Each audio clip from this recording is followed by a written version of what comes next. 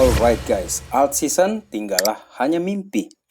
Isapan jempol belaka. Harga pada merah ditambah dengan kebijakan tarif dari Donald Trump. Berdarahlah semua koin ini gara-gara retail juga ikutan panik dalam hal ini sahabat Black Cuan. Dan retail yang panik ini juga yang menyatakan bahwa tidak ada lagi yang namanya alt season. Sejarah tidak akan terulang. Benarkah demikian, sahabat Black Cuan? Untuk mengetahui jawabannya, mari kita dive in dulu ke sini. Beberapa berita yang saya rangkum untuk menemani minum kopi sahabat Black Cuan semuanya. Oke, teman-teman, selamat datang di channel ini. Welcome back guys. Terima kasih telah mengupdate berita kripto dari channel ini. Teman-teman, untuk berita kita yang pertama, kita bicara tentang Bitcoin dulu ya. Ketika saya record di sini, harga Bitcoin di 99.000, tadi sempat digas turun ke 98 ribuan dolar. Kemudian untuk Ethereum masih di 3.000 dolar ya. Masih bertahan dia 3.000 dolarnya teman-teman. Dan untuk altcoins ketika saya record ini, ya Tuhan, ini pada merah semua ini. Datang bulan lagi marah-marah.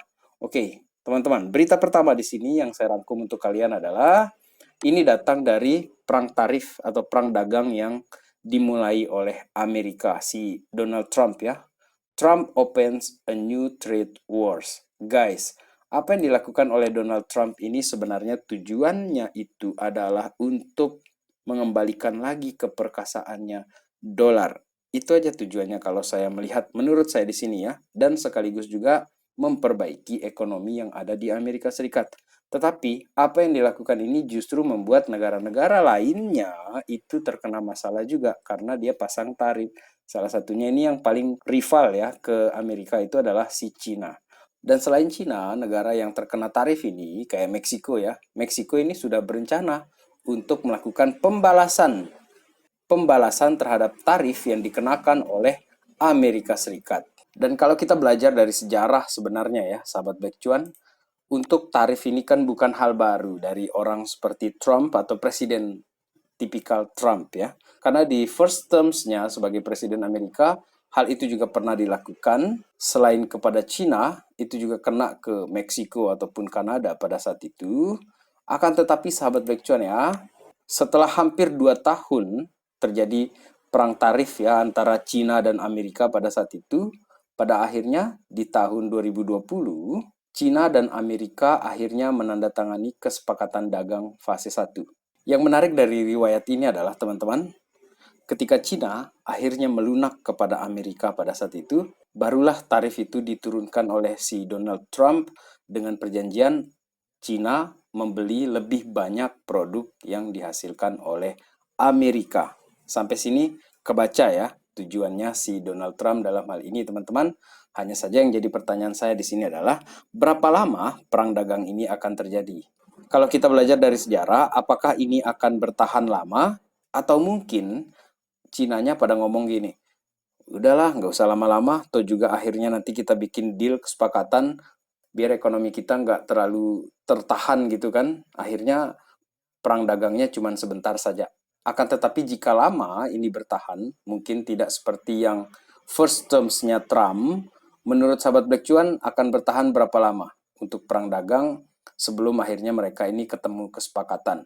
Karena dari rangkuman yang saya baca dari BRICS ya di sini, sebuah postingan yang menarik, BRICS News di sini, China's President Xi Jinping ya, itu sudah siap untuk ketemu dengan Presiden Amerika Serikat, Donald Trump. Saya berekspektasi ya di sini, deal baru akhirnya dibuat nih kali ini nih, biar nggak lama-lama perangnya. Kemudian teman-teman, satu hal yang menarik juga, kita tinggalkan Trump dengan Jinping ya, ataupun perang tarif yang terjadi tersebut. Skenario yang cukup menarik dari Johnny Wu di sini, apakah ini adalah jenis skenario yang baru? Dan saya dibalas juga ya langsung oleh Johnny Wu. Waduh, senang sekali saya ini. It could be, katanya dia. Oke, teman-teman, apakah ada kemungkinan akan mengikuti model ataupun sejarah yang pernah terjadi di tahun 2024 ketika bulan Maret itu harga Bitcoin naik, kemudian terkonsolidasi cukup lama sebelum akhirnya dia terjadi kenaikan. Ini ada beberapa bulan dia terjadi ini. Hampir 6 bulan ya sahabat baik cuan. Kemudian kita lihat Bitcoin muncak sampai ke 109.000. Kemudian apabila ini terjadi konsolidasi seperti ini lagi, sahabat baik cuan, kemungkinan ini sampai Mei ataupun Juni barulah kita melihat pergerakan harga Bitcoin ini naik lagi sahabat baik cuan. Dan ini akan digunakan habis-habisan oleh para big investor ini untuk melakukan akumulasi. Ini adalah salah satu skenarionya sahabat baik cuan. Memang ini kedengaran sangat-sangat tidak menyenangkan sahabat baik cuan ya. Kemudian skenario berikutnya adalah apabila memang Februari yang kita suka bilang ini, Februari adalah bulan yang paling bagus secara riwayat untuk Ethereum ataupun Bitcoin guys. Ini langsung terjadi kenaikan di sini, tidak jadi konsolidasi di sini. Nah, dua skenario itu sekarang ini menjadi bahan untuk pertimbangan kita sahabat baik cuan. Saya lanjutkan di sini sebelum saya menyatakan pendapat saya tentang Bitcoin di minggu ini. Untuk keadaan pasar ini sebenarnya ya, retail itu memang dibuat panik sahabat baik cuan. Mereka sedang menjual. Jadi warna ini ungu, ini adalah retail yang terus saja turun, dan warna pink ini sahabat baik cuan adalah para larger investor. Para investor nih ada di sini nih, para investor. Para retail pada panik. Dan kita bisa lihat juga di sini untuk volume ya, yang 0 sampai 10K di sini yang membeli Bitcoin ya, itu juga sedang merah merona guys. Turun, asli turun ini. Memang menyedihkan ya, kita lihat ini kok Bitcoin di area 98.000, 99.000, 100.000, tapi nuansanya kok aneh. Kayak nggak enak gitu, karena orang pada ketakutan nih. Dan alasan berikutnya adalah bayangan all season tidak akan terjadi teman-teman. Kalau saya buka Twitter, panik, saya yang panik. Lihat ini, waduh, nggak ada yang yakin nih all season akan terjadi. Itu bayangannya. Sementara itu kalau kita ingin ada alt season, teman-teman, ini bukan hopium ya. Bitcoin dominance ini harus turun dari levelnya dia yang sekitar 58, 59 ini sahabat baik cuan. Harus dia turun kalau kita memang menginginkan alt season. Tapi pada kenyataannya, Bitcoin masih aja dia bertahan di 60 sampai kapan? Aduh, lama sekali di si Bitcoin dominance ini turun ya. Kemudian teman-teman, untuk si Bitcoin price-nya sendiri di sini dengan time frame yang 1 minggu, ada banyak data atau reports data yang akan keluar di minggu ini, sahabat baik cuan. Sambil kita menunggu BTC dominance-nya mau dia mereda ya, mau dia mengalah, teman-teman. Saya menganggap salah satu data yang penting minggu ini adalah unemployment rates, teman-teman. Seperti yang dikatakan oleh Ben Cowen di sini, apabila dia 4,1% atau 4,2%, maka ada kemungkinan besar ya, menurut dia BTC akan terjadi kenaikan. Jika data pengangguran ini lebih tinggi, teman-teman, maka ini juga akan membawa kabar baik untuk si Bitcoin-nya, karena The Fed merasa, waduh, ini harus cepat-cepat ini kita tangani, atau pemerintah Amerika Serikat lah kita bilang, harus cepat kita tangani ini. Gara-gara si Donald Trump itu juga ya, dia kan mendeportasi banyak tenaga kerja dari Meksiko, Kolombia, pokoknya negara tetangganya dia, Amerika Latin, dan itu membuat tenaga kerja yang murah yang selama ini ada di Amerika itu berkurang, sahabat Black Cuan. Namun tetaplah kita menunggu dulu ya, data pengangguran yang akan keluar di minggu ini. Kemudian data berikutnya di sini selain ada data-data yang lain ya, ada OPEC, kemudian manufacturing, PMI. Yang membuat saya tertarik di sini itu cukup dua aja ya, pengangguran tadi dan ini teman-teman ya, laporan dari 20% S&P 500 ini, perusahaan yang melaporkan hasilnya di tahun 2025 ini di bulan Februari. Apabila kita melihat ke riwayat yang pernah sebelumnya ya, untuk 36% perusahaan dalam S&P 500 ini yang mengeluarkan laporan mereka di kuartal keempat saja ya sahabat Black Cuan, di kuartal keempat 2024 itu ada 77% dari mereka yang melaporkan itu mendapatkan keuntungan di atas rata-rata sahabat Black Cuan. Oleh karena itu, bolehlah saya di sini curiga bahwa 20% ini dari perusahaan S&P 500 tersebut akan positif datanya di minggu ini sahabat Black Cuan. Dan apabila data pengangguran juga mendukung seperti yang dikatakan oleh Ben Cowen di sini 4,1 4,2, maka kita akan lihat pergerakan harga Bitcoin seperti di tahun 2024, bergeraknya itu di Februari sampai ke Maret itu sahabat Baekcuan. Bahwa apabila data-data minggu ini keluar sesuai dengan yang diprediksikan ya, misalnya ini data pengangguran ataupun data S&P 500 tadi yang 20% itu sahabat Baekcuan, apabila dia mendukung maka Bitcoin akan hijau di minggu ini, atau minimal dia tunda-tunda dulu lah sebentar ya, merah-merah dulu sebentar, kemudian baru habis itu dia kembali lagi naik mencapai di atas seratusan ribu lagi ya sahabat Baekcuan. Kemudian untuk altcoins di sini kita berbicara plan B, di sini kita bicara, saya tahu banyak yang tidak suka ya dengan stock to flow modelnya dia. Kali ini dia dengan humble menyatakan bahwa Desember dan Januarinya itu gagal teman-teman. X ya, 150K, 200K. Akan tetapi di Februari ini dia datang lagi dengan keyakinannya di 150K.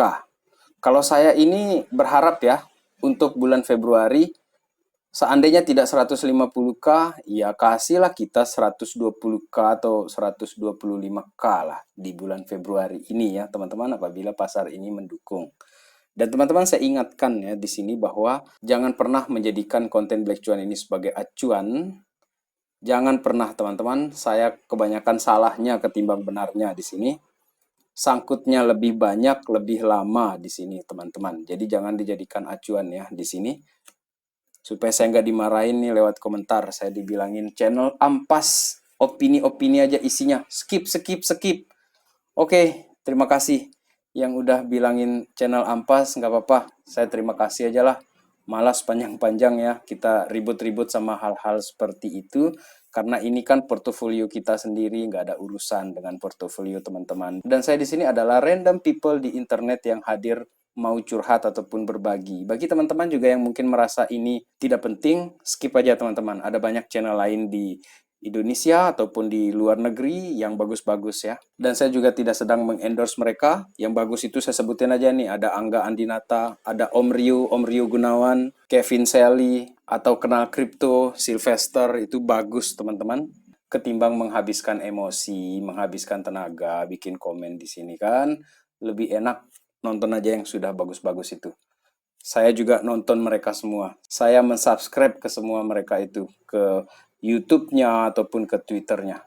Oke, kita lanjutkan di sini, itu bagian dari sesi curhat-curhat saja ya, teman-teman.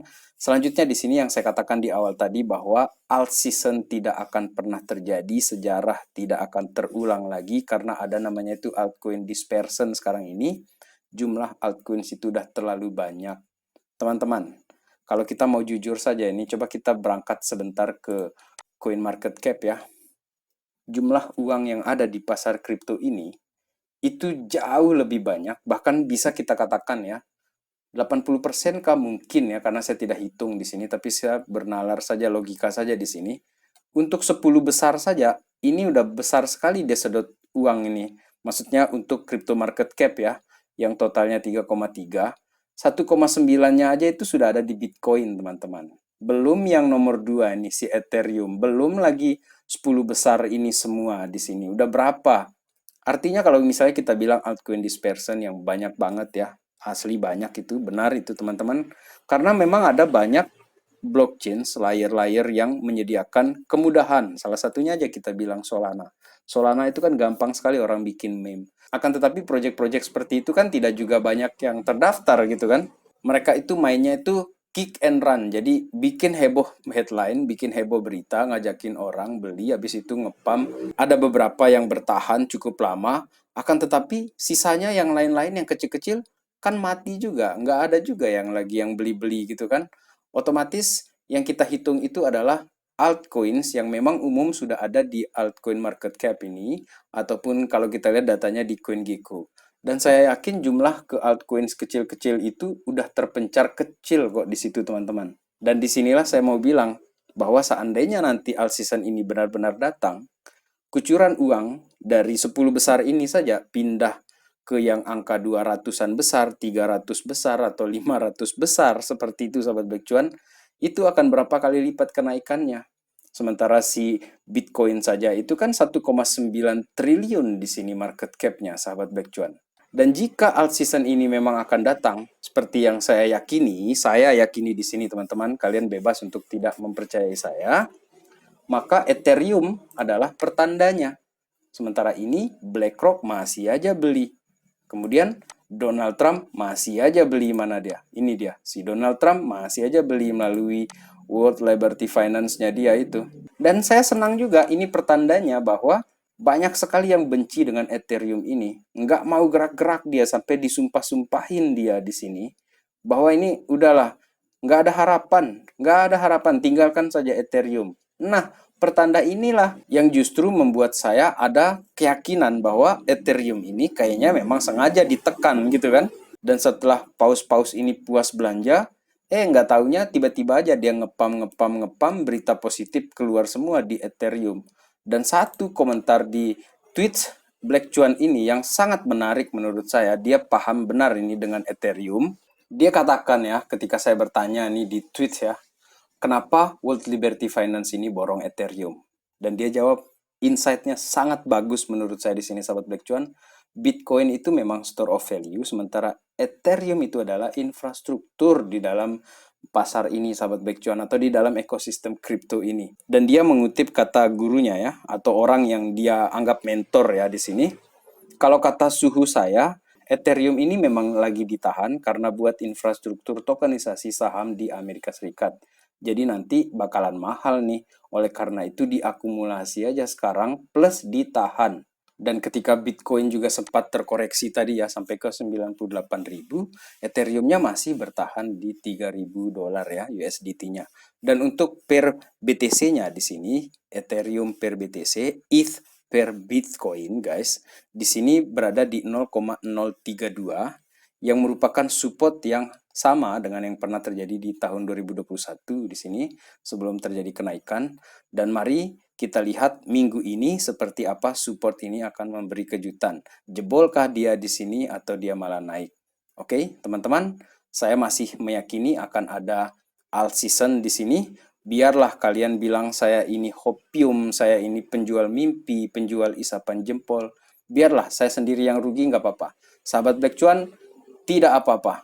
Tidak apa-apa teman-teman ya. Karena nanti kalau misalnya si Ethereum ini mantul, altcoins yang kecil-kecil terutama di ekosistemnya Ethereum ini bakalan ikutan mantul guys. Oke, sekian video kita kali ini. Terima kasih telah menonton. Selamat menikmati kopi paginya teman-teman. Salam Black Chuan. Peace, my friend. Lupa, let's enjoy the ride-nya guys. Terima kasih.